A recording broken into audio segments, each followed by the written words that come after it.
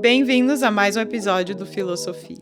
Hoje eu tô com a Camille Piccoli, empreendedora, chefe de cozinha e sócia do restaurante Piccoli Cucina. Com vocês, Camille! Obrigada pelo convite. Prazer falar contigo, ainda mais sobre esse tema que a gente vai falar hoje. Hoje a gente vai falar sobre o tema madrasta, que é um tema muito tabu. Acho que foi uma coisa que conectou muita gente, acho que no nosso segundo encontro, que a gente pôde conversar e a gente falou, cara, a gente tem isso em comum. A gente não conhece muitas pessoas que têm isso em comum, que estão nessa posição, porque muita gente, quando se torna mãe, entra pro grupo das mães, e aí na escola tem o grupo de mães, e tem as amigas que vão se tornando mães também, mas quando você se torna madrasta, não tem, minha amiga que também vai se tornar madrasta. Não é um plano de ninguém, não costuma ser. Você não tem as madrastas da escola, e não tem um grupo das madrastas, simplesmente não tem. Aí você fica se sentindo completamente avulsa. Então, acho que é um tema bom de conversar. Com certeza, esse tema de madrasta conectou a gente. Eu não conheço outra madrasta que tem a minha idade e também o jogo de cintura que você tem e também o amor que você tem para sua enteada. Então, é uma coisa que você acaba se sentindo um pouco sozinha, porque você não conhece muita gente que é madrasta. É muito bom poder falar sobre isso com você. Sim, eu tô tipo assim, finalmente alguém pra conversar sobre. Mas antes disso, eu queria falar um pouco sobre sua vida. Você tem uma vida muito inspiradora. Você tem uma história muito interessante. Eu vi no seu canal de YouTube, que a Camille tem um canal de YouTube muito bacana com receitas Camille veganas. Piccoli. Camille Piccoli. Eu vi que tem uma história ali que fala um pouco sobre sua vida. Só que você joga ali que com 14 anos você fugiu de casa e largou a escola. E daí, com 18 anos, você trabalhou no seu primeiro restaurante. E com 19 anos, você abriu o seu primeiro restaurante. Mas eu quero saber um pouco sobre a sua vida entre os 14 e o 18. Com 14 anos eu saí de casa, foi logo depois da morte do meu pai, que foi a pessoa que me criou.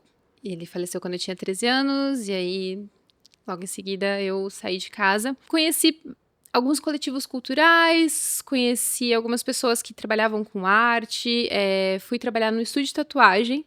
Eu menti a minha idade. Ai, desculpa, gente. Eu menti a minha idade para poder trabalhar no estúdio de tatuagem. Eu precisava me sustentar e eu me identifiquei ali. Eu não tinha tatuagem na época, mas já era uma coisa. Eu já me sentia essa pessoa Subcultura, tatuada assim. dessa subcultura. Já tava ali me inserindo dentro desse movimento do punk, do hardcore. Você começou a tatuar? Não, Não. eu colocava piercing. Você Totalmente. Mas outro tempo, gente. Vamos fazer de conta que assim, outros tempos, as coisas eram diferentes.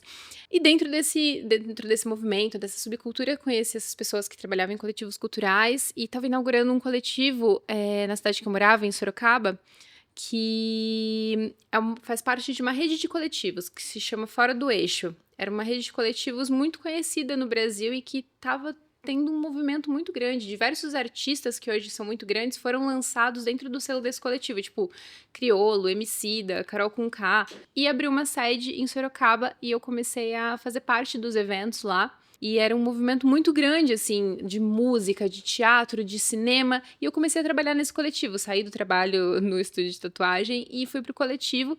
Eu comecei a morar lá e aí trabalhar lá era...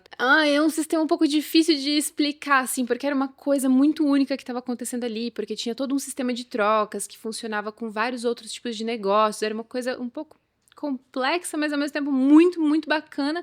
E inserida naquilo, eu larguei a escola e comecei a trabalhar com fotografia, com comunicação.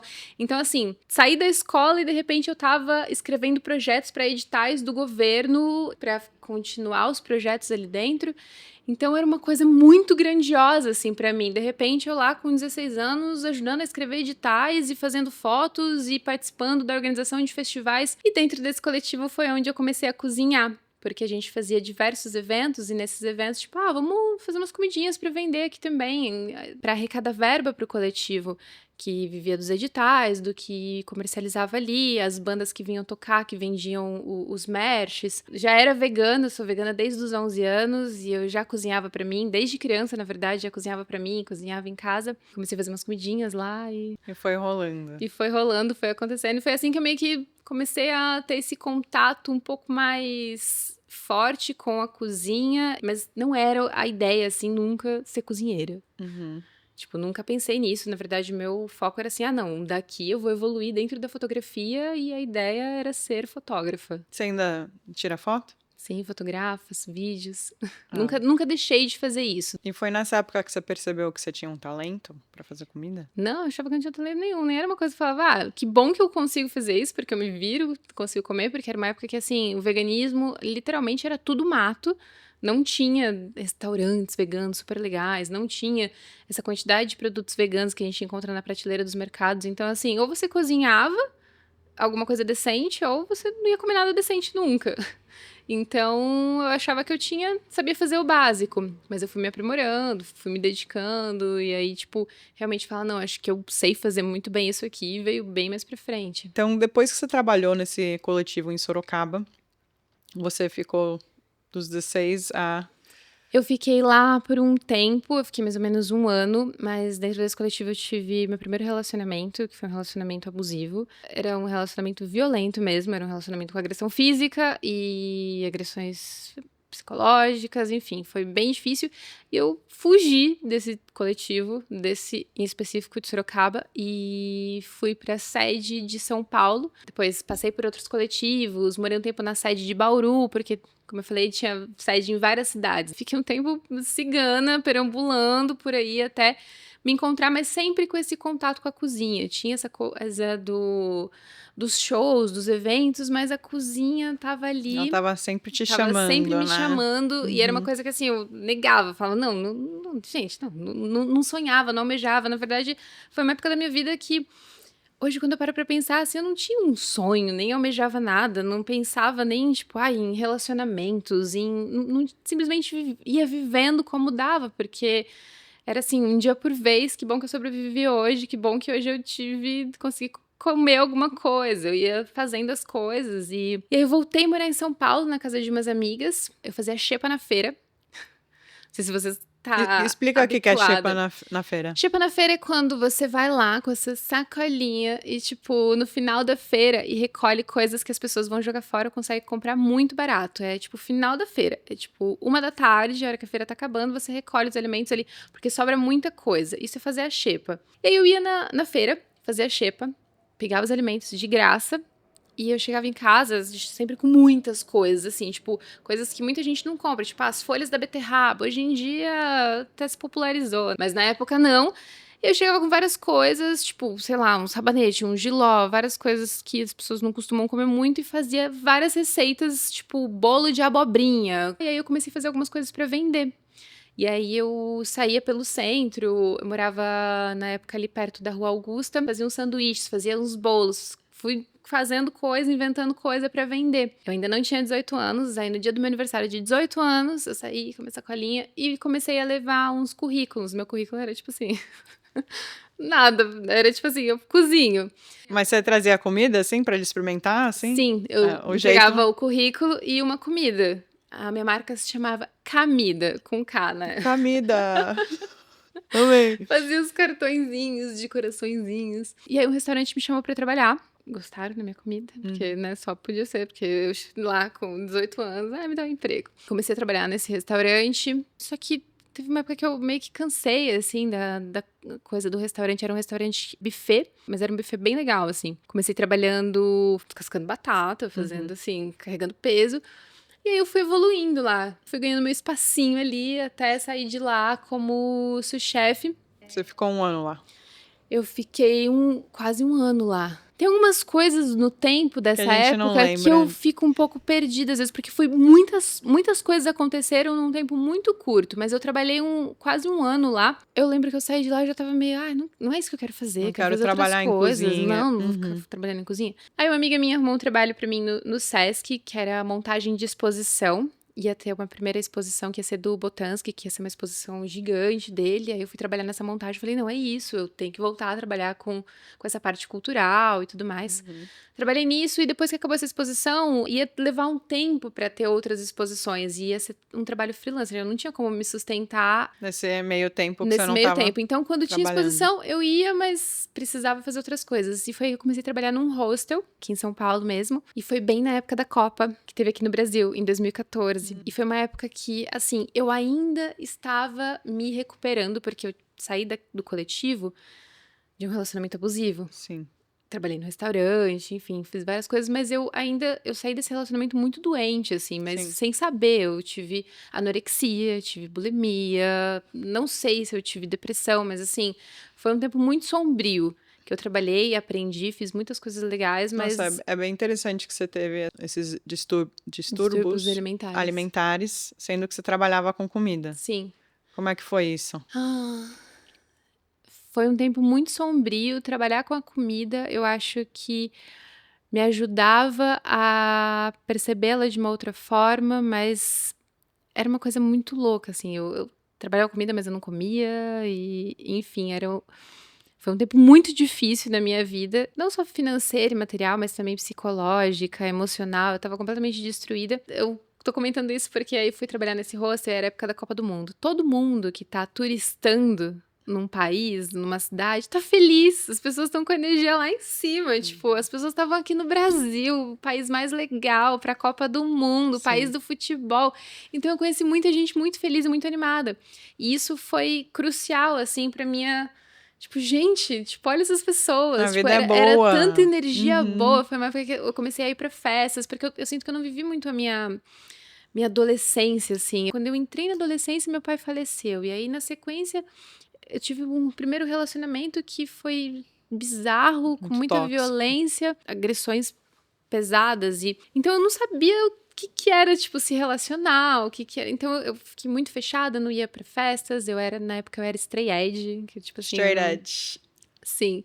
Explica o que é straight edge pra quem não sabe. Straight edge tá totalmente associado a esse movimento do punk, do hardcore, mas basicamente são pessoas drug-free, tipo, que optam por não fumar, não beber, não usar nenhum tipo de entorpecente, nenhum tipo de droga, enfim.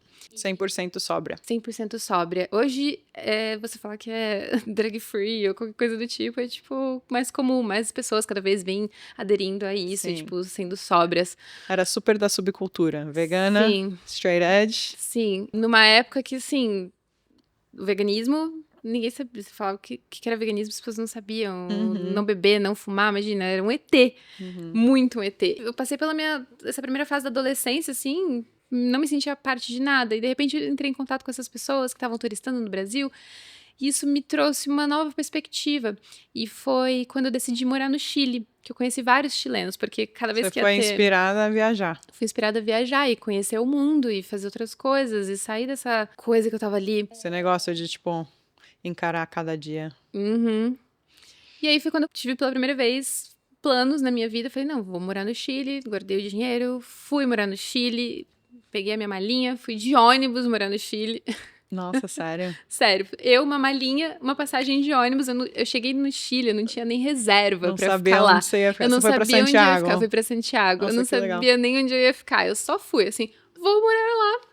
Um beijo e seja o que Deus nessa época, quiser. você tinha uma rede de apoio? Eu tinha amigos muito legais que me acolheram. Bem nessa época, quando eu vim morar em São Paulo, foram pessoas que me acolheram muito. Meio que eu sabia que eu podia ir, eu teria pra onde voltar. Que esses amigos aí ainda estariam aqui, são meus amigos até hoje, pessoas que eu amo muito. Fui morar no Chile, foi, tipo, uma das melhores experiências da minha vida. Inclusive, fui pra lá agora, com a minha enteada e com meu namorado. Era a primeira vez que você voltou? Uhum. Ai, que legal. Você ficou quanto tempo lá, a primeira vez que você Aí foi? eu morei 1 ano lá, viajando, conheci a Argentina, tipo, passeando por várias cidades que eu não conhecia da Argentina. E também do Chile, enfim.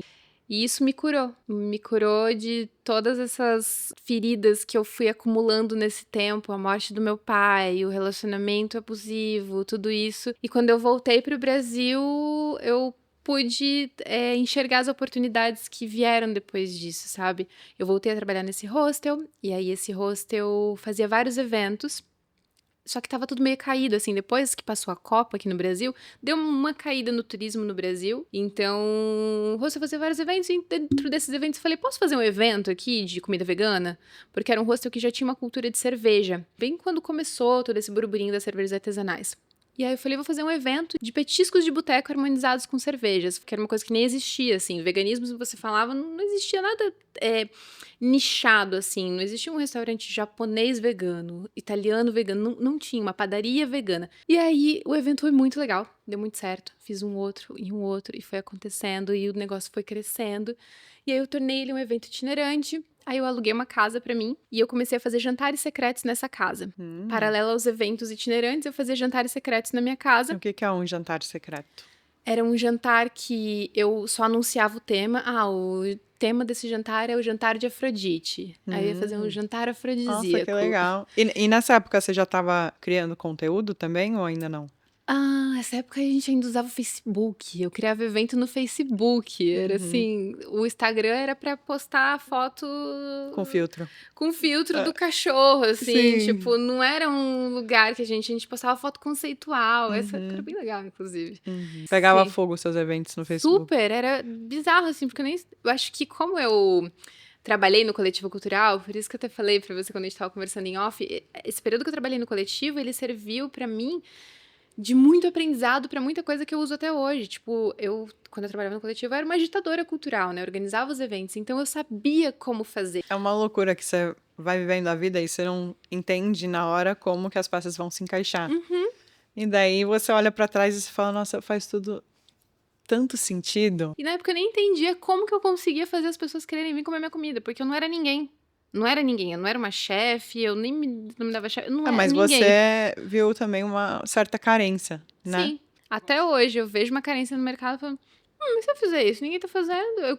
Geralmente vem da minha carência, assim, eu queria ter isso pra eu consumir, pra eu ver, pra eu fazer, ou pra eu comer, enfim. Nossa, não tem, então Sim. por que eu não faço? Então você voltou do Chile, começou a trabalhar nesse hostel novamente, começou a fazer seus eventos, daí fez seus jantares secretos, temáticos, no Facebook, que foram o sucesso. E aí, como que começou o restaurante? Os jantares, eu falo do restaurante, ele existia há 10 anos porque foi dessa época dos jantares, né? Eu conto a partir daí, porque foi o embrião de tudo isso. Eu comecei a fazer os jantares e eles começaram a crescer, eu fazia esses outros eventos em paralelo a isso. E em paralelo a isso eu tive uma padaria. Uma padaria? Uma padaria, que foi um sucesso, assim, quando eu comecei essa padaria. Eu não gosto de estender muito o assunto, porque é um assunto um pouco delicado, porque eu tomei um golpe nessa padaria das minhas outras duas sócias, mas vamos deixar em off. Mas foi um grande sucesso. Quando eu comecei essa padaria, foi assim, não existia nenhum café, nenhuma padaria, nada vegano. E de repente eu montei uma padaria que ficava uma vitrine cheia de doces e bolos e pães veganos e servindo chocolate quente, coisa. Então, assim, foi uma loucura. Saiu em todos os jornais, revistas e na grande mídia, assim mesmo. Paralelo a isso, fazendo os jantares na minha casa. Quando eu tomei esse golpe na padaria, foi quando os jantares tomaram mais força. E, assim, o que era só um jantar secreto na minha casa, de repente, uma coisa que era uma vez por mês, 2 finais de semana, 3, 4, o final de semana todo. E quando eu vi, minha casa era um restaurante e eu tinha que me mudar dali. Quando as coisas voltaram da pandemia, né? Que aí as pessoas estavam enfurecidas querendo sair de casa. Quando teve a volta, né, que as pessoas voltaram a frequentar restaurantes, eu vi a necessidade de ir para um espaço maior e mais estruturado. Foi quando a gente alugou o imóvel, que é hoje o Pico ali em Pinheiros, na Francisco Leitão, e é onde a gente tá agora. Acho que deu pra falar um pouquinho resumidamente, né? Foi muito bacana entender sua história, entender um pouco como que você chegou onde você tá hoje.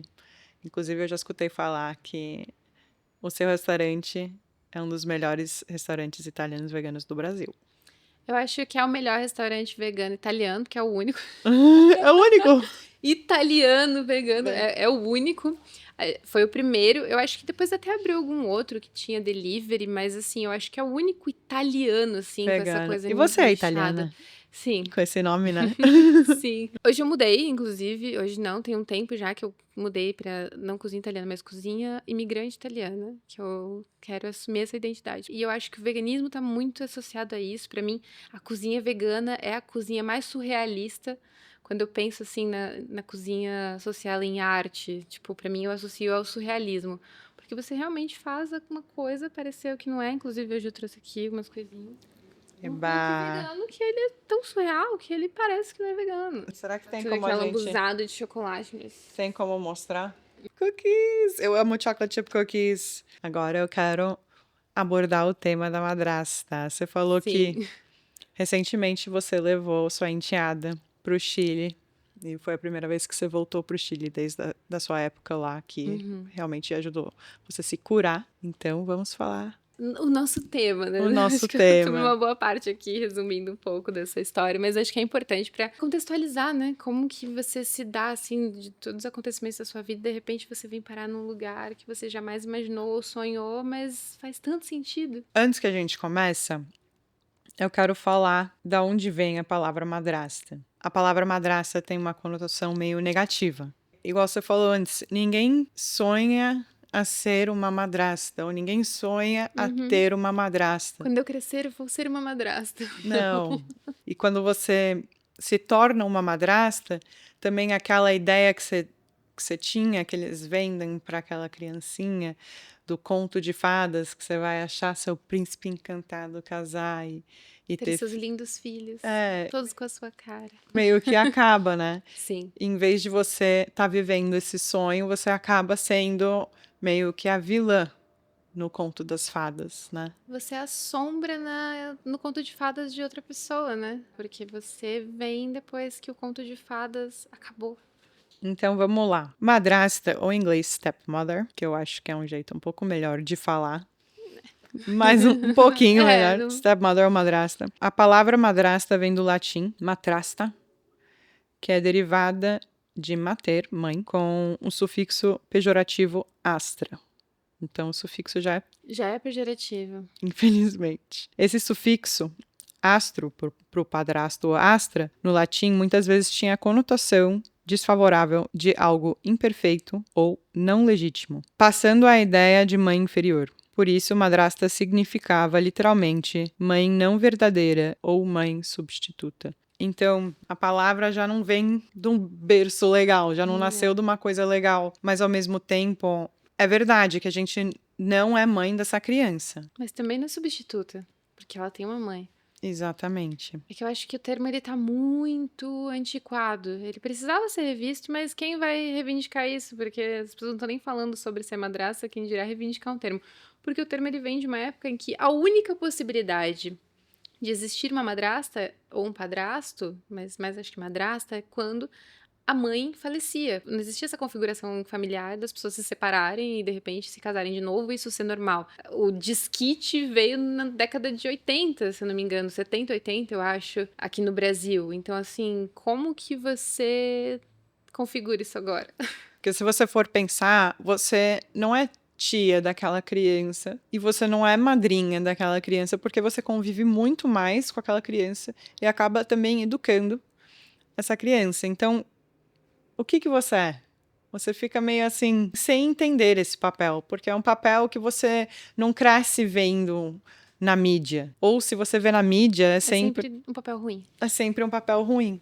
Então, como que você chega nesse relacionamento e acha o seu lugar, sendo que você não tem nenhuma referência, nenhum espelho, sabe? Mas, ao mesmo tempo, você tem que ter muita maturidade emocional entrando num relacionamento com alguém que já teve uma família e tem uma criança. Porque, querendo ou não, você nunca vai estar em primeiro lugar nesse relacionamento. Então, se você é uma pessoa que costuma estar em relacionamentos codependentes, você precisa sempre estar tendo a validação daquela pessoa. Eu acho que antes de entrar num relacionamento que você vai ter uma enteada, você tem que trabalhar esses problemas interiores, porque tem muitos momentos em qual você vai precisar ou querer a atenção do seu parceiro ou parceira, só que essa pessoa não vai estar disponível, porque tem uma criança envolvida. A criança fica doente, a criança... Ela tem as necessidades dela, independente de estar saudável ou não. Sim. Você acaba ficando em segundo lugar, se a pessoa é uma mãe ou um pai boa, né? Sim. Isso seria o Você tem que certo. avaliar aí pra querer entrar nesse relacionamento.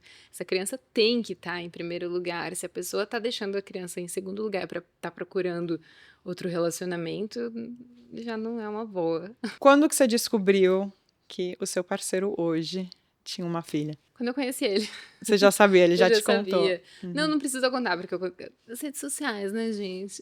Então eu já vi ele no Instagram, então vendo o Instagram dele eu já sabia que ele era pai. Só que assim, a gente vê, mas a gente não sabe que tipo de pai é, se é só o pai do Instagram, como que é a dinâmica, o que que vai ser. E você tá ali, você vai conhecer uma pessoa, você não faz ideia. Mas logo que eu conheci ele, já deu pra entender, assim, tipo, o tipo de pai que ele era. E percebendo isso foi que eu fui me apaixonando por ele cada vez mais, assim. Eu acho que eu não me apaixonaria por um homem que não desse importância pra filha, sabe? Ou que não Sim. fosse, não tivesse em primeiro lugar.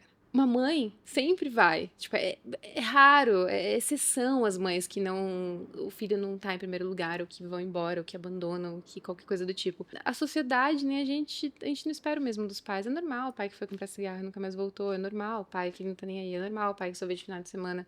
E ver que o Davi, meu companheiro, não era essa pessoa. Tipo, foi o que falou, cara, é uma pessoa diferente. Uma pessoa com caráter, né? Sim. Isso já dá um brilho. Uhum. Na verdade, antes que eu conheci o Max, meu ex também tinha filha. Você E é madrasta pela segunda vez, eu de sou uma... segunda viagem. Exatamente. E era outra situação. A filha dele era mais velha, tinha 8 anos, mas a gente era muito. A gente se tornou muito próximas, eu e ela. E quando eu e meu ex a gente terminou, foi muito difícil pra mim. Ai, não gosto nem de ver essa história. Sim. Foi muito difícil pra mim, porque eu tive que parar de ver a filha dele, porque também eu precisava sarar, eu não conseguia ver ela sem sentir uma imensa tristeza. Eu sei que ela contava comigo com certas coisas, assim, a gente era meio que amigas, né? Sim. E daí eu falei, nossa, eu nunca mais vou namorar um cara. Nunca mais eu Pé vou na namorar um testa. cara que tem filha. E o que aconteceu? Eu conheci o Max. Eu descobri que ele tinha filha. Eu falei, ai não, eu acho que eu vou me afastar um pouco. Mas não deu, eu não consegui ficar longe. E eu vi também o pai que ele é um pai que bota a filha em primeiro lugar. Isso pra mim foi assim, totally um green flag, sabe? Eu falei, Uhum. nossa, esse cara tem caráter.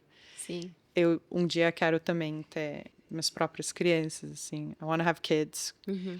E eu falei, nossa, se ele bota a filha dele em primeiro lugar, quer dizer que ele também vai fazer isso com os nossos filhos se a gente um dia ter filhos, né?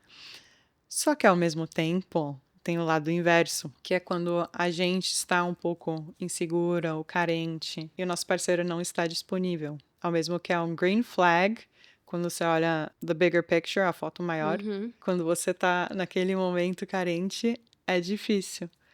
Mas tem várias coisas que a gente pode fazer para lidar com essa situação, para Sim. ser a melhor pessoa que a gente pode ser para nossa enteada e para isso não afetar o nosso relacionamento de alguma maneira. Você está lidando com uma criança ali, não é justo você tentar competir pela atenção do pai.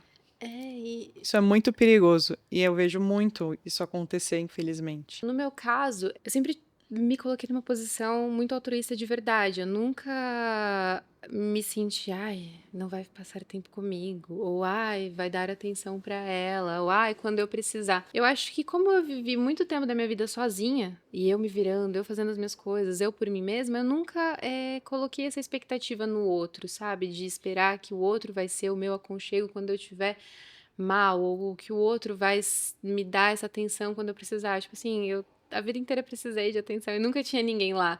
Então eu acho que eu nunca entrei num relacionamento esperando o outro lá.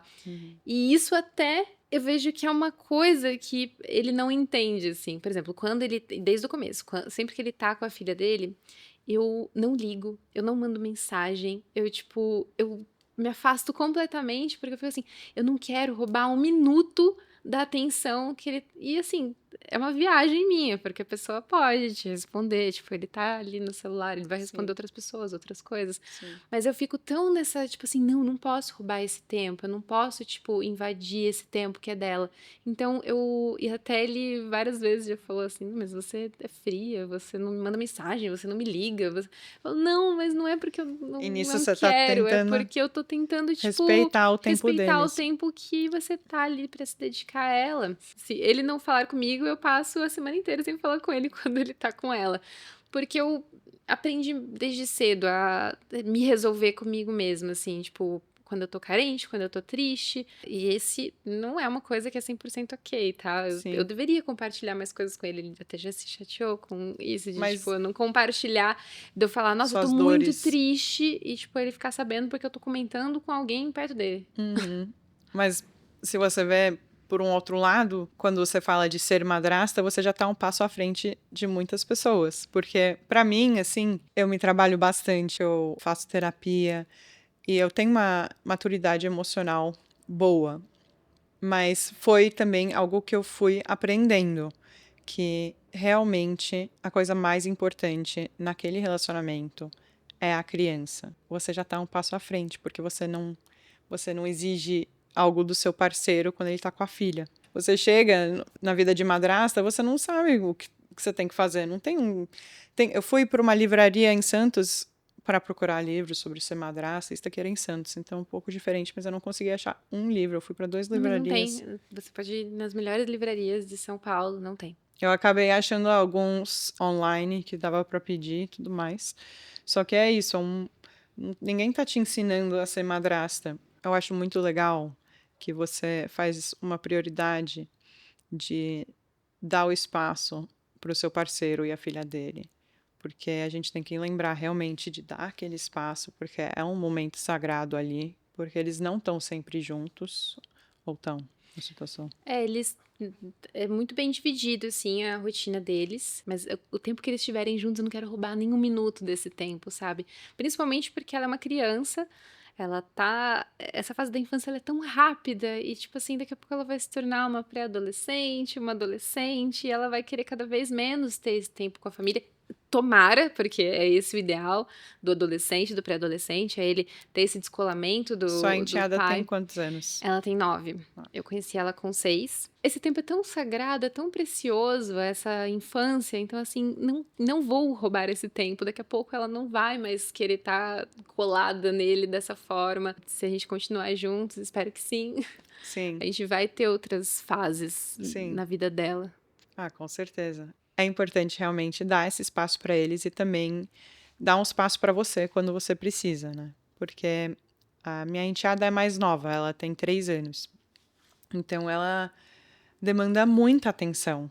Ela acabou de virar uma criancinha, não é mais bebê, mas ela demanda muita atenção. Sim, de formas que. Porque quando eu penso assim, a minha enteada também demanda muita atenção, mas é diferente, porque é uma atenção, tipo assim, ela ainda precisa de vocês pra tudo, né? Sim, para tudo, para tudo. E eu, como madrasta, eu tô num lugar delicado, né?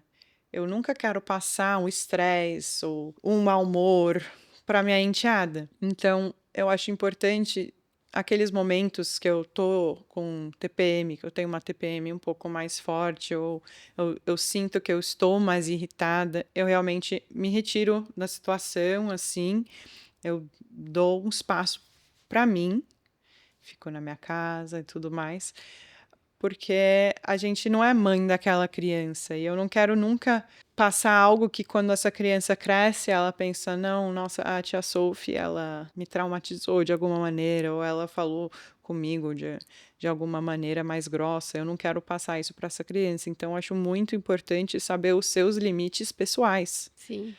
porque você não quer passar isso também se for sua própria filha ou filho. Você nunca quer passar isso para sua filha ou seu filho. Só que, sendo que você consegue dar esse espaço, eu Uhum. consigo dar esse espaço, eu e o Max, a gente não mora junto hoje, é importante saber quando dar esse espaço para o núcleo familiar e também para você, né? É, eu acho que eu consigo separar isso dentro de mim mesmo estando próxima fisicamente, sabe? Eu não sei, pra mim é uma coisa muito louca, porque diferente de você, eu não tenho vontade nenhuma de ter filho.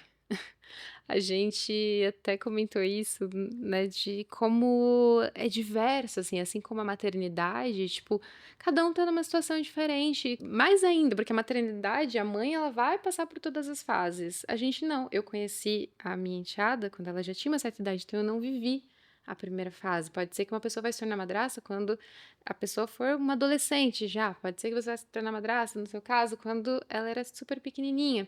Então, é tão diverso. Cada um tá numa situação de como lida com isso e como é com a criança, como se conecta com essa criança, se é uma menina ou se é um menino, como é.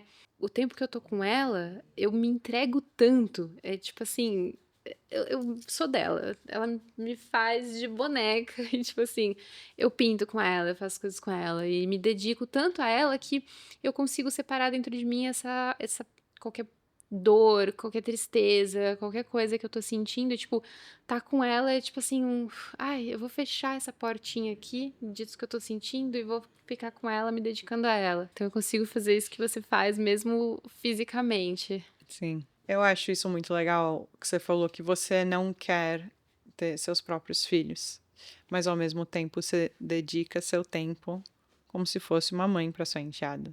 Isso é muito especial. Então Deus, o universo, seja o que você acredita, Sim. te deu, a vida te deu alguém para maternar, né? Mesmo que você não pariu essa criança. Sim, mas de uma forma eu tenho esse convívio de uma família e é muito louco, assim, porque em momentos em que eu tô mais na bad, eu fico muito com essa sensação de, eu não faço parte, não faço, né, porque eu não faço parte dessa família, mas ao mesmo tempo sim, né, não foi a família que eu construí, ela já estava lá, construída, Mas ela te acolheu, ela né? me acolheu. Não fui eu que construí, mas ela me acolheu. Ela, principalmente, a minha enteada, ela me acolheu muito. Ela me colocou pra dentro, assim. Eu acho que ela, mais do que qualquer outra pessoa, ela me coloca pra dentro. Quando eu tô com ela, eu tenho essa sensação. Mas nos momentos de bad, você fica tipo, eu não faço parte, eu estou de fora. Sim, os momentos Aquela de sombra, né? aquela família já estava ali formada e eu sou essa pessoa que chega depois. Enfim, a gente entra nessas paranoias muito do ego, mas aí Sim. quando a gente para pra olhar tudo que é legal, tipo assim, eu não tenho vontade de ter filho, mas eu tô tendo a oportunidade de ter esse convívio super intenso com uma criança que é incrível e olha que legal. E tipo assim, É um amadurecimento bizarro, né? Insano ter uma sim, é uma coisa que enteada. eu não Sim. contava com isso nessa vida. Eu também não, eu nunca imaginei que eu ia estar na situação que eu estou hoje, mas eu tô muito grata. Minha enteada, ela me ensina coisas todo dia. Alguns dos meus momentos favoritos é tipo eu, Max e a minha enteada, e ela fala uma coisa engraçada e a gente só dá uma risada, né? Porque Sim. ela é uma criança com muita personalidade. E a criança não percebe que ela é engraçada. Não, Quando ela começa a perceber, aí para de ser engraçada. sim, sim. Então, tem seus lados mais difíceis, mas a gente pode olhar para esses lados mais difíceis como uns presentes também, para a gente aprender Sim. e amadurecer e ser uma pessoa melhor e enfrentar certas coisas dentro da gente, porque querendo ou não, quando você tem uma criança ali, você acaba lembrando. Não sei se isso acontece com você, mas às vezes eu tô com ela e ela vai fazer 4 anos agora. Tem uns momentos que parece que eu lembro momentos da minha própria infância estando com ela. Então, você acaba curando umas coisas através do jeito que você cuida dessa criança, sabe? Faz sentido pra você? Todo convívio mais intenso com uma criança, as pessoas que têm filhos através dos filhos e a gente que é madrasta, você volta um pouquinho para sua infância, você vê ali situações, por mais que seja uma vida completamente diferente, até porque vem de uma outra cultura ali, de um outro núcleo familiar, mas aí você pensa, nossa, eu vou proporcionar uma coisa diferente para essa criança aqui. Tipo, você tem essa oportunidade também de proporcionar alguma coisa ali para ela que talvez não foi proporcionado para você e você não teve ferramenta, até porque a gente veio de uma outra época, né? Nossos pais não tinham as ferramentas para proporcionar isso pra gente experienciar isso de uma outra forma. Então, cura também. Diversas. É uma oportunidade linda, assim. Tipo, hoje eu não. Eu falava, mesmo sem ter namorado alguém que tinha filha, eu falava: "Nunca vou namorar um homem que tem filha", porque eu tinha uma visão muito egoísta do relacionamento, eu queria ser o sol no relacionamento, eu queria ser o minha sócia que fala, que é a avó dela, é o conselho de vó popular, né, você tem que namorar um homem que goste mais de você do que você gosta dele. E eu acho que pra você ser madrasta, você definitivamente vai amar essa pessoa mais do que ela te ama. Tipo, não tem como. Porque você vai amar ela e você vai amar aquele agregado dela. Ou não, né? Pode ter pessoas que são madrastas, mas não amam. Mas no meu caso, eu acho que no seu, eu amo muito essa criança. Tipo, Uhum. muito. E eu amo ela com a metade que é do meu objeto ali de desejo, do pai dela, mas também amo ela com a metade que vem da mãe dela. Eu amo ela por inteiro, eu amo ela com tudo que ela tem. Você vira a família daquela criança, mesmo se é família de coração e não Sim, sangue. E daí você também vira a família da mãe dela, né? Porque a de uma mãe. forma ou de outra, sim, porque ela também vai. Você colocando coisas suas ou não, você interferindo na educação ou não, você dando coisas pra ela ou não, ela vai pegar coisas de você. O dia que eu mais falei, meu Deus, realmente eu tô aqui, isso tá acontecendo, foi quando eu sempre falo assim, meio ironicamente, não, querida. E ela Aí tá outro dia falando. ela falou, querida. Ah, querida. Ai, amei. Eu morri, eu falei, ela criança, e falou, querida. Ai, eu E com o amei. jeitinho, assim, do jeito que eu E- faço, aí eu me vi, eu fiquei assim, eu não faço assim. Será que eu faço assim? Poxa, a minha enteada também, ela tá falando inglês agora. Ela fala, I love you, baby, so much. E daí ela falou outro dia, tava só eu e ela fazendo alguma coisa na cozinha e tudo mais. Ela olhou pra mim, ela, It's just the girls. É só as meninas. Eu falei, gente, da onde você pegou essa? Mas é isso, tipo, a gente convive muito com essas crianças, então, com os nossos enteados, então eles acabam pegando um pouco da gente, né? Uhum, E não é por isso que a gente tem que se trabalhar e estar bem com a gente mesmo, fazer sim. a terapia, ter maturidade emocional, porque as nossas ações estão sempre influenciando. Não, e tá sendo tudo observado, eles estão ali, esponjinha, Sim, pegando tudo. exatamente. Tipo, Just the Girls, eu não sei quando que ela escutou isso, sabe? Não é uma coisa que eu falo muito, mas Sim. ela gravou no HD ali. O que eu achei mais engraçado foi ela falar até com o trejeito, assim, porque é uma coisa que eu não reparava que eu fazia tanto até ela fazer. Daí você falou, E ups. aí eu falei, como é pra você, que ela é muito pequenininha, então assim, é uma situação completamente diferente, interferir na educação. Eu conheci a minha enteada, ela tinha feito 2 anos. Então, agora ela vai fazer 4 anos. Eu tô quase na vida dela, metade da vida dela. Eu acho que ela não lembra um momento que eu não estava com o pai dela.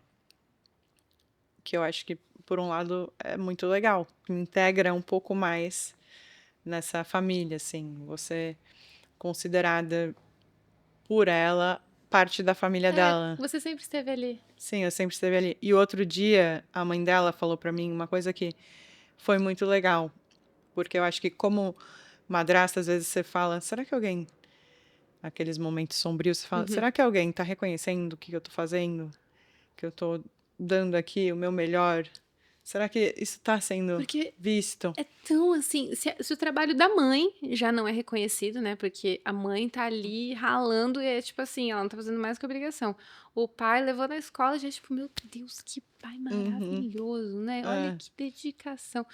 Imagina a madrasta. sim, Tipo assim, então eu nem tenho assim esperança de que alguma coisa do que eu fizer vai ser reconhecida. Tipo, alguém sim. fala, nossa, que legal que essa pessoa que não é mãe, nem é pai, tá aqui se dedicando, educando essa criança. A mãe dela falou pra mim outro dia, por mensagem, ela falou: ah, você é a família da Serena também. E eu chorei. Eu chorei. Foi uma mensagem assim que eu achei tão legal, porque a Serena também é minha família, sabe? Ai, meu Deus. Eu tô menstruada. Eu também. Não, eu acho que o momento que eu mais chorei recentemente foi quando a minha enteada mandou um áudio, ia ser o Dia das Mães, e ela mandou um áudio pro Davi falando pra ele escolher um presente pra mim, porque eu também tinha que ganhar presente Dia das Mães. Ah, ah. Que fofa, cara. E vindo dela é ainda mais especial, porque ela é aquariana. É assim, a pessoa mais fria. Ela é, tipo, não abraça, não beija, tipo, não me toques. Sim. Então, Mas ela as, te as reconhece. demonstrações de afeto dela são muito únicas, assim. É, tipo, muito específico. Não é o Sim. que se espera. Então, são coisas muito pontuais e muito, assim... Pega isso aí pra você, sabe? Tipo assim, se você achou que isso é uma demonstração de amor, De então... nada. Então, ao mesmo tempo que eu acho que muitas madrastas não se sentem reconhecidas, tem que olhar para esses pequenos momentos, porque é isso, a gente não pode fazer as coisas esperando algo de volta, né? Isso é algo do ego. Mas a vida é isso, a gente tá o tempo todo batalhando com o nosso ego. Somos humanos, né? Temos dias Sim, bons, dias tem ruins. dias que o ego tá assim, eu não sou reconhecido aqui, Eu sou eu vítima. sou uma vítima, ó, por mim, que tô Ah, aqui, ah. tipo, eu não sou reconhecida, não faço parte, não isso, não aquilo, a gente fica nessa. E aí, quem olha para mim? Quem cuida de mim? A gente tá aqui nessa vida pra realmente dar de frente com o ego. Eu acho que pelo menos eu acredito que a missão dessa vida é encontrar o nosso eu mais altruísta possível, assim, de que realmente tá aqui pelo outro. Eu acho que isso tá muito desde sempre na minha vida, porque o meu pai ficou doente muito cedo, eu era muito criança. Então eu tive que cuidar dele. Uhum. No momento que eu precisava ser cuidada. Então, eu acho Os que papéis. os papéis se inverteram muito Uhum. cedo. Eu cresci com isso do cuidar do outro. E o cozinhar, cara, pra mim é uma coisa altruísta. Óbvio que tem momentos que vem o ego, tipo, ai, os chefes de cozinha. Mas, de um modo geral, todos os dias eu entro na cozinha pra fazer o outro feliz. Tipo, pra que a pessoa que venha comer, que ela saia de lá satisfeita, que ela Uhum. saia feliz. Então, isso sempre foi muito presente na minha vida. Tipo, o fazer, o servir, estar aqui pro outro. E é muito louco, porque ao mesmo tempo, tem sempre muita gente na sua vida, pelo menos na minha, sempre teve gente falando: ai, você é trouxa. Ai, porque você faz demais pros outros, você é trouxa. Ai, porque você tem que fazer menos. Ai, como você é burra. Ai, como você é isso, como você é aquilo. Muitas críticas nesse sentido. E assim, eu não sou a Madre Teresa de Calcutá, não tô aqui. Só que eu encontro muita satisfação na minha vida em realmente, tipo, servir o outro. Não acho que é ser trouxa, sabe? Tipo, você se abdicar das suas coisas. Eu acho que ser madrasta é realmente isso, tipo, ser uma boa madrasta, né? Porque Uma boa você madrasta. pode Ah. ser uma madrasta má mesmo. Mas eu acho que ser uma boa madrasta é isso, você se abdicar mesmo dessas coisas pra se dedicar àquele outro ser humaninho e ao pai dessa criança. Em relação à educação, eu tento não interferir em nada que eu sei que, tipo, cara, Ah, eu não respondi sua pergunta. isso é da mãe e do pai, eu não vou interferir em nada, Sim, tipo, tem que saber seu lugar, né? Tem coisas que a gente não pode realmente mas interferir. se eu puder trazer uma coisa a mais e eu acho que isso vai ser bom, tipo, por que não? Falando sobre a educação da Serena, bom, eu sou tia de 6. Eu Uau. tenho 6 sobrinhos. Eu sou a filha mais nova de 4. Todo mundo tem 2. Eu sou tia desde os 11 anos.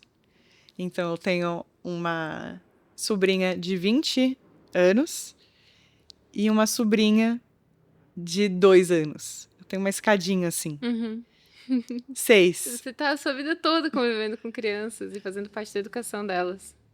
Eu estou minha vida toda convivendo com crianças e fazendo parte da educação delas, realmente.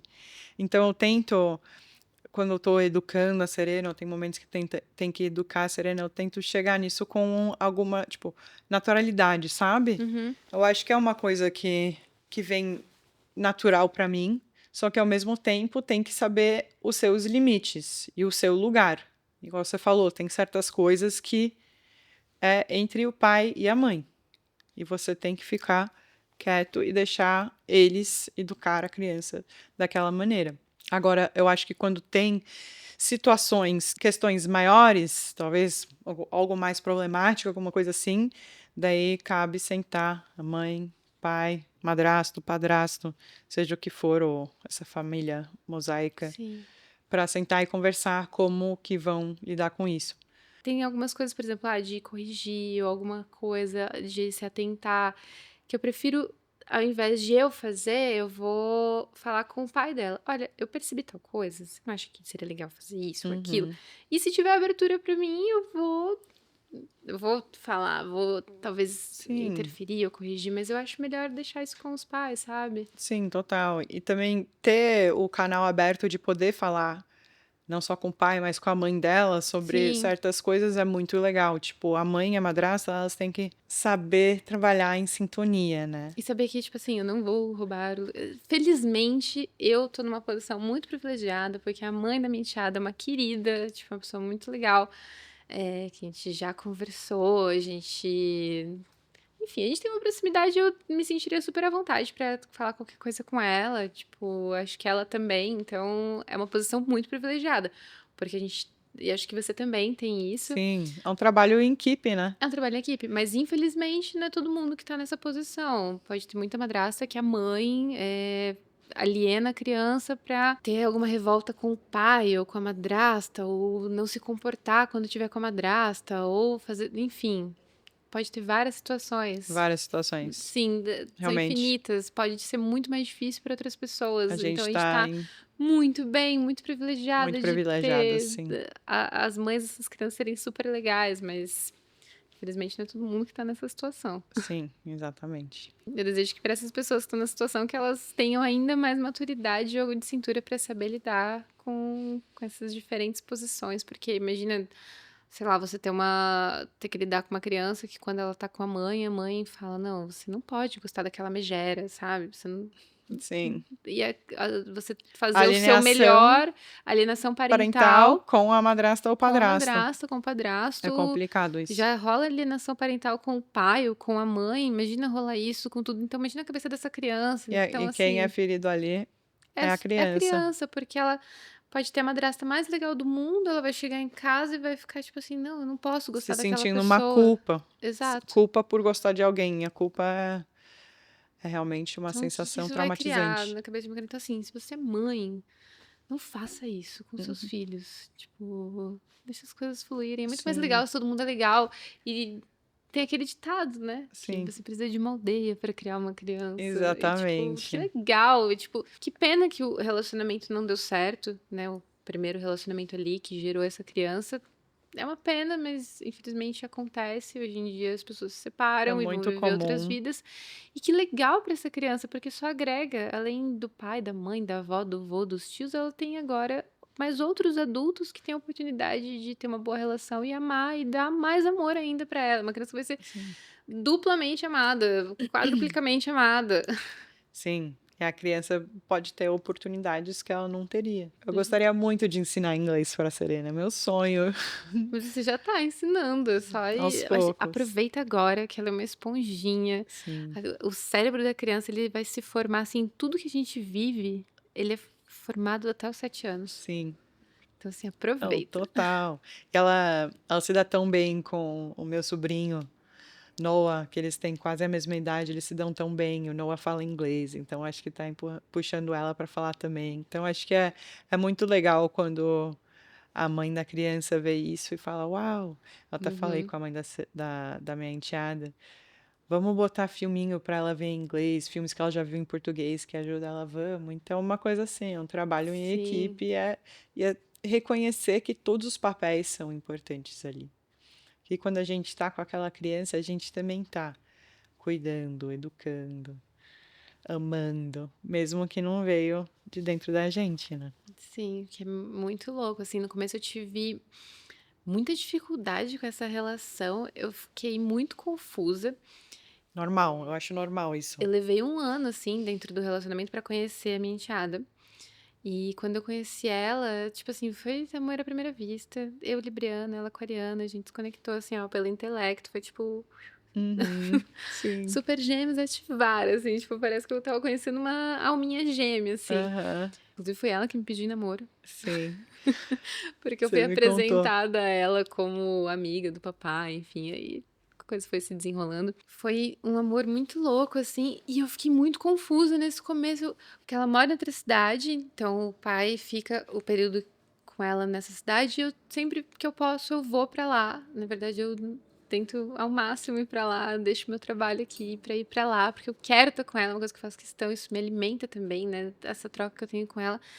E nesse começo, toda vez que eu vim embora assim, chorando, me debulhando, pensando: "Meu Deus, é muito triste que ela não vai estar comigo full time.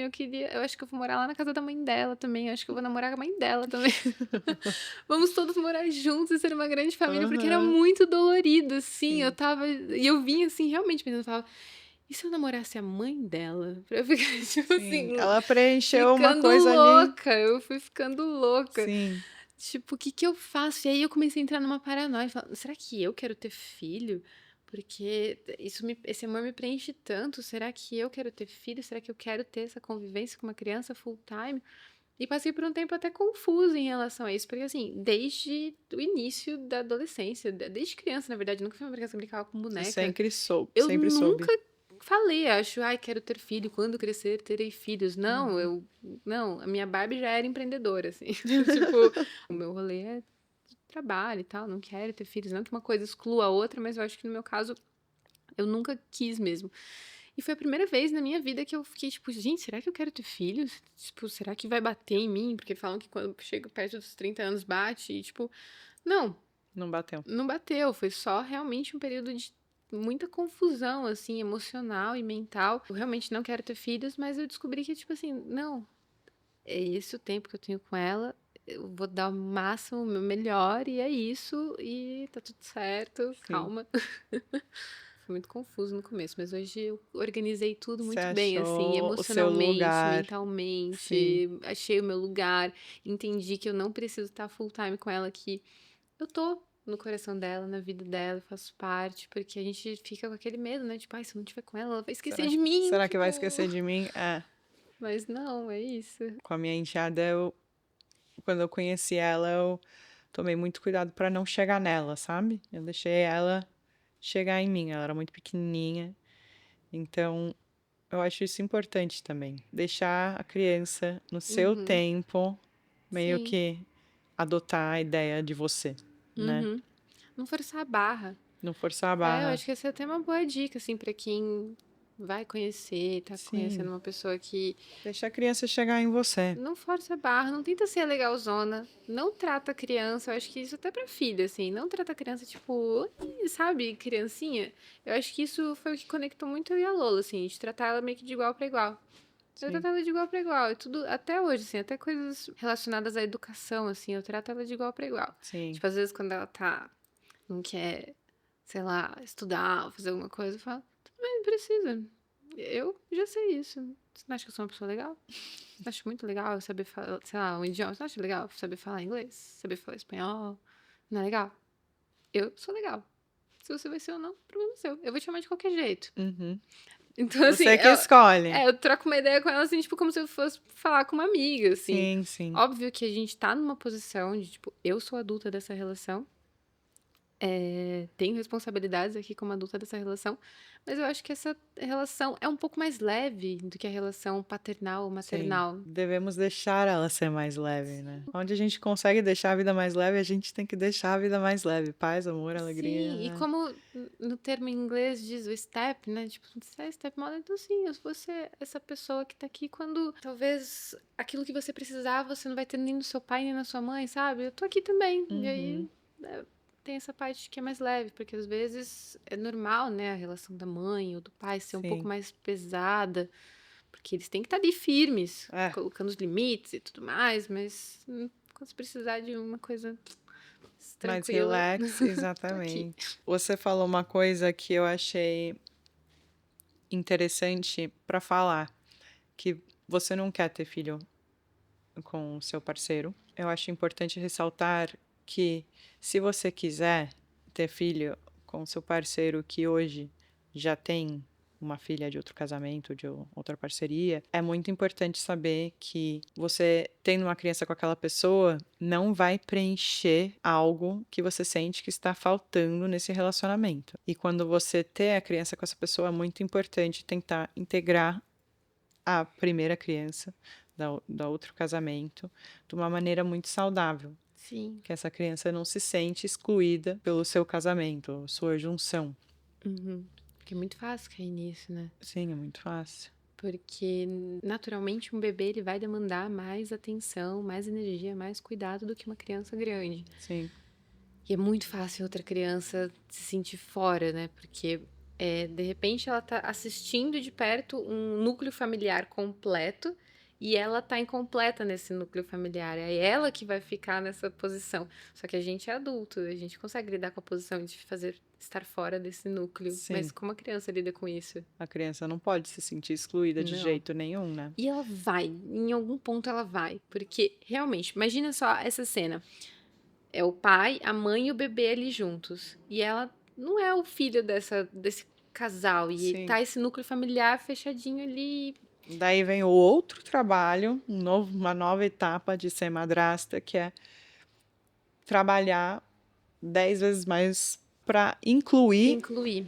Sendo que você vai estar sua com o seu enteada, bebê sim. ali novinho Outro e você. desafio, É um desafio imenso. Você mas, vai passar por isso. Eu não. Eu não. mas é uma Eu não. coisa que você precisa fazer para manter a família Sim, equilibrada sim. e para essa criança nunca se sentir que é amada menos, que é excluída e tudo mais, mas vai ser outro trabalho. Um dia eu encaro isso Mas você vai conseguir, eu acho que tudo que você tem já vivido e administrado internamente e externamente vai nessa te preparar palavra. para conseguir administrar É, isso aos também. E poucos. ter, Administrar é uma palavra, tem que administrar, ter tempo, ter sim, tolerância e paciência. E amor próprio, tem que ter muito amor próprio. sim, saber que você tá com você mesma ali, independente de tudo e que você não precisa do outro. Sim, exatamente. No meio de tudo isso, né, de ser madrasta, tem uma coisa que é o seu relacionamento amoroso. Sim, E relacionamento amoroso já é complicado por si só, tipo, vai ser de qualquer forma. Não importa o quão leve, tranquilo ele seja, tem complicações, tem problemas, tem questões. Às vezes os relacionamentos, quando a gente vive nisso, né? Tipo, se você precisa da pessoa, é ruim, mas se você realmente coloca isso, não, eu não preciso de você. Tipo, eu não preciso do meu namorado. Eu não preciso, mas eu quero. Quero muito é estar uma ali. escolha, É não uma uma escolha, necessidade, né? exato. E Daí quando que você você deixa tem. isso claro, às vezes é meio estranho pra outra pessoa, né? Tipo assim, É, mas porque isso que é a um gente. relacionamento equilibrado. Que vocês não precisam um do outro, mas vocês querem, é uma escolha estar lá. Que é mais legal, né? Porque se você Diariamente. precisa do outro, significa que quando você não precisa mais, você não vai mais estar ali. É verdade. Camille, eu queria te perguntar se você acha possível, como madrasta, amar uma criança incondicionalmente. Cara, esse termo amor incondicional eu acho muito louco, né? Porque amor incondicional é amar alguém, independente da condição. Ponto. E assim, você. Será que as mães realmente amam incondicionalmente? Vamos supor, tá? Pesado, assim, mas tem dois filhos. Aí o seu filho vai lá e mata o outro. Você vai continuar amando aquele outro filho? É realmente independente da condição? Eu não sei. Então, eu acho que sim. Eu acho, quando eu paro pra pensar, é que eu não fico pensando em situações hipotéticas das condições que eu amaria ela ou não.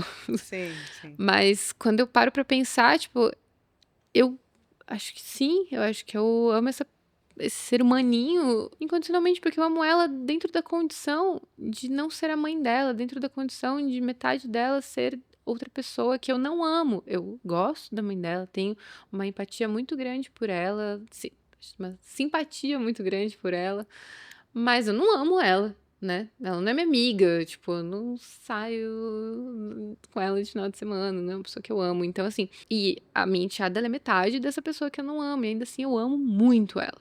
Ela é metade de um relacionamento passado. A gente não pode se esquecer disso, né? Tipo, essa pessoa teve um passado, ela se casou, teve uma história, um felizes para sempre, que não foi para sempre, com outra pessoa. E eu não amo essa parte da vida dessa pessoa. Eu não vou ser hipócrita e falar, não, eu amo, tudo lindo. É uma coisa que eu lido bem com isso, da forma mais tranquila que eu consigo, mas eu não amo essa parte. E ainda assim, eu amo muito essa criança. Eu vou amar ela em muitas condições que eu consigo imaginar hoje.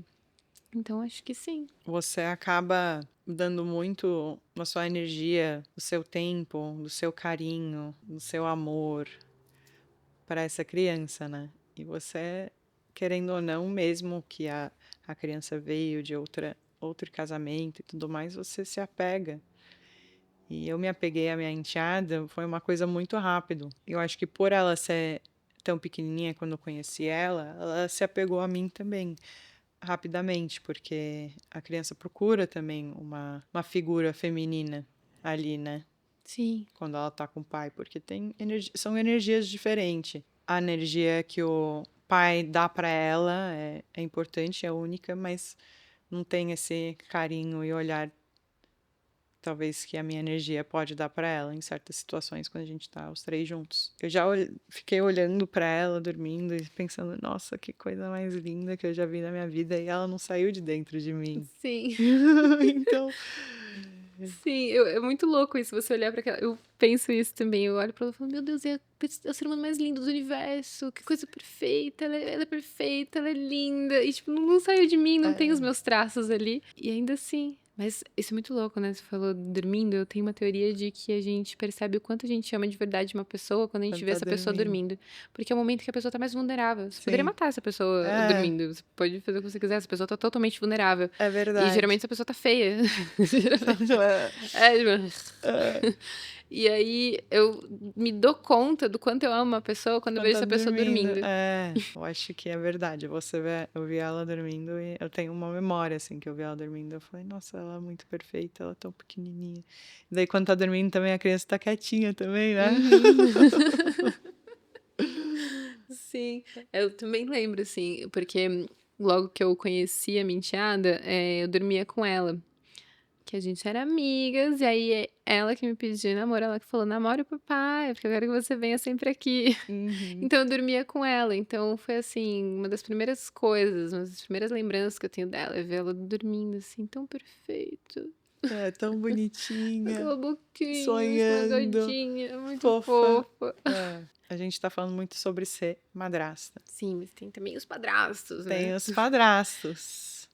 E eu acho que na sociedade a gente vê os padrastos muito diferente São os heróis. do que a gente vê as madrastas, né? As madrastas, tá todo mundo olhando pra ver se ela vai errar, se ela vai conseguir bancar toda essa bagagem, se ela vai se dar bem com a criança, se ela vai saber cuidar da criança. Se ela não vai matar a criança, se ela não vai envenenar a criança com uma maçã, se ela não vai invejar a criança, se ela não vai. Porque é tudo isso que foi pintado nos contos de fadas e até na mídia, assim, de uma forma ou de outra. Tipo, a madrasta ela é má, então ela vai ser ruim pra essa criança. Assim, você não vai fazer nada de mal pra essa criança. É isso que parece que se espera, né? Tipo, Sim. Não, e parece que as pessoas querem ver algo um pouco diferente do que o núcleo familiar que você está acostumado a ver na sociedade, ou que é certo nos olhos da sociedade. Parece que as pessoas querem ver isso dar errado e não ser sim. uma coisa assim harmoniosa,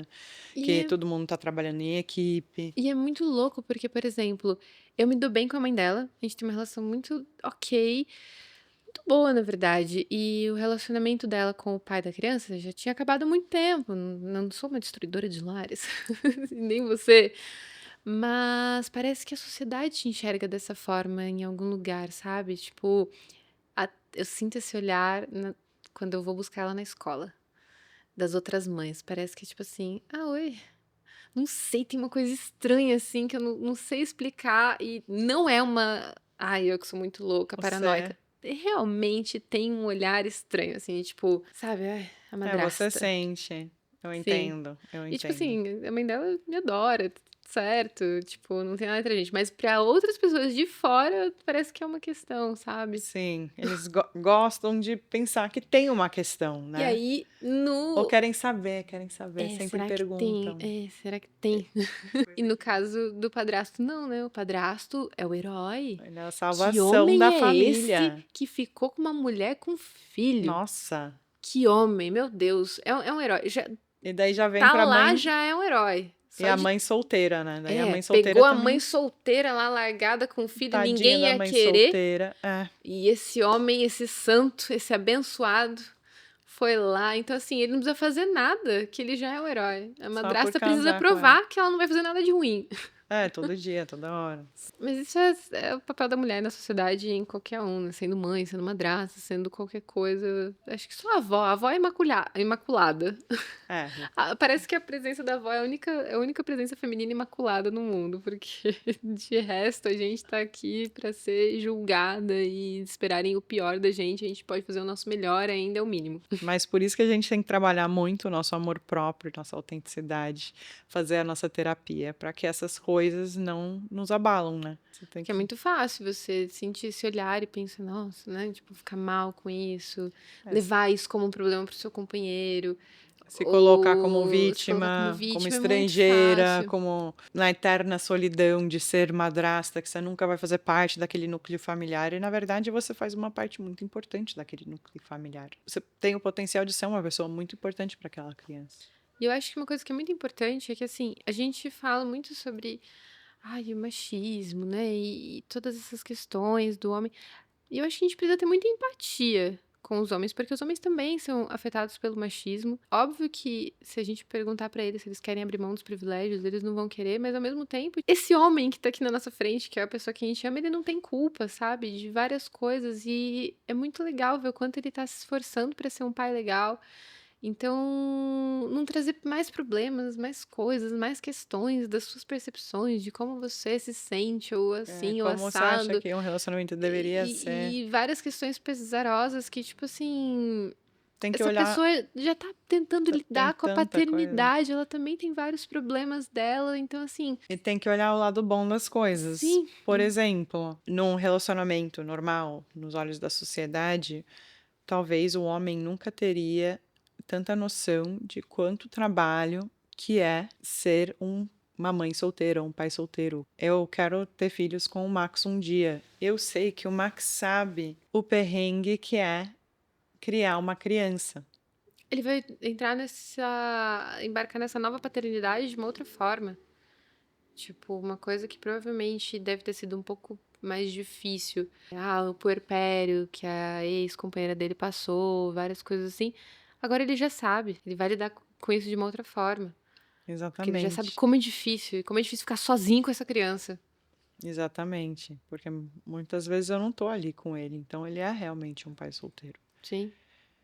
Então tem que sempre tentar olhar o lado bom da vida, o lado bom das coisas e nunca se vitimizar, né? Sim, eu reconheço, assim, meu companheiro, no caso, ele passou muitos anos ali totalmente sozinho, fazendo tudo sozinho. Ele passou por várias coisas, vários perrengues sozinho e sendo o melhor que ele poderia ser. Então, já é muito admirável e eu nunca vou reclamar, sabe? Falar, ai, porque eu, ó, as pessoas estão me olhando assim, ou eu aquilo, sabe? Tipo, ele já enfrenta muitos perrengues dele, Sim, sabe? Então, sim. sei Mas ao lá. mesmo tempo é normal se sentir às vezes Sim, sozinha como uma madrasta. Eu acho que é uma coisa que várias madrastas por aí, se vocês estão escutando, sim. a Agora gente tem um conteúdo pra reconhece. vocês É, sobre isso. O que eu sempre quis que tivesse quando eu comecei a ser uma madrasta. sim, e somos madrastas Sim, jovens sim. e legais, Sim, a né? gente faz parte de uma mesma bolha muito específica também, né? De um rolê, tipo, Artístico, alternativo, alternativo. artístico. É. Então, é uma situação muito específica e tem, assim, todos os tipos de madrastas dentro de outros tipos de bolha, com outros tipos de educação, enfim. Uhum. Bom, a gente falou sobre muita coisa aqui Sim, hoje. Muito obrigada por eu que vir aqui agradeço. no Foi um podcast prazer, amei comigo. conversar contigo sobre isso. Nossa, eu amei muito. Galera, se vocês gostaram, por favor, comenta ali. Manda para suas amigas madrastas ou mães ou qualquer pessoa, só manda que isso ajuda a gente muito por aqui. A gente tem que pensar que se você é uma mulher solteira por aí, isso pode acontecer com você a qualquer momento. Porque a qualquer Exato. momento você pode se apaixonar por um rapaz que já tenha um filho, uma filha ou mais. É Isso isso. aí. Ninguém sonha de ser madrasta, mas pode É uma coisa que acontecer com acontece. você. É, exatamente. Muito obrigada, Eu que Camila. agradeço. Obrigada. Filosofia! Eu queria agradecer a Júlia Blanquet, psicóloga, psicanalista e consteladora familiar, nesse episódio de hoje, porque antes do episódio, ontem eu e a Camila, a gente teve uma reunião com ela para se educar um pouco mais nesse tema tão complexo da maternidade. Obrigada, Ju. Foi bom esse? Falei um pouco errado, mas tudo bem. Não. Eu sou. Esse é seu charme, Sofia. Eu sou gringa. Esse é seu charme. Você não tem